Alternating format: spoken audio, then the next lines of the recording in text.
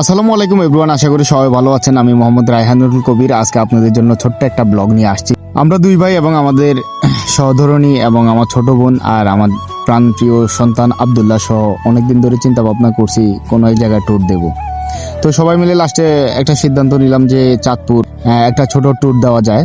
তো ওই সুন্দর করে আমরা সবাই রেডি হওয়ার জন্য প্রস্তুতি নিয়েছি। সকাল ভোরে ভোরে ফার্স্টে বাইর হয়ে মাসুদ কাকাকে ফোন দিলাম, ফোন দিয়ে মাসুদ কাকা আসলো। তো আসার পরে গাড়ি করে আমরা যাইতেছি।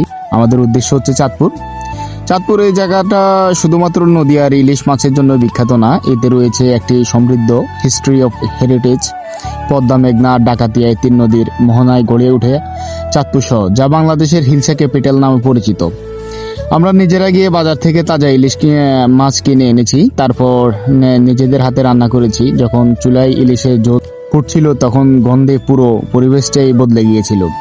সত্যি বলতে দ্য টেস্ট ওয়াজ হ্যাভেনলি। সাথে নদীর পাড়ে হাঁটা, নৌকা ঘোরা আর সূর্যাস্ত দেখা সবকিছু মিলে মনটা এমন একটা শান্তই ভরে গিয়েছিল যা শব্দে প্রকাশ করা মুশকিল। চাঁদপুরের প্রকৃতি, মানুষ আর খাবার সবকিছু মিলিয়ে ছিল টপ ক্লাস। এই ট্যুরে শুধু একটা ঘোরাফেরা না, এটা ছিল আমাদের পরিবারের একটা বন্ডিং মোমেন্ট। একসাথে সময় কাটানো, মজা করা, রান্না করা, এসব মুহূর্ত জীবনের রিয়েল হ্যাপিনেস। যারা এখনো চাঁদপুরে যাননি, আমি বলবো জাস্ট গো ফর ইট। নিজেদের চোখে দেখুন বাংলাদেশের অপার সৌন্দর্য। চাঁদপুর তুমি হৃদয়ে থাকবে চিরকাল। আলহামদুলিল্লাহ, এই সফরটি ছিল সত্যি অসাধারণ। তো বন্ধুরা, আজকের জন্য এখানে আমাদের এই ছোট্ট ব্লগটি সম্পূর্ণ করলাম। সবাই ভালো থাকবেন, সুস্থ থাকবেন। আল্লাহ হাফেজ।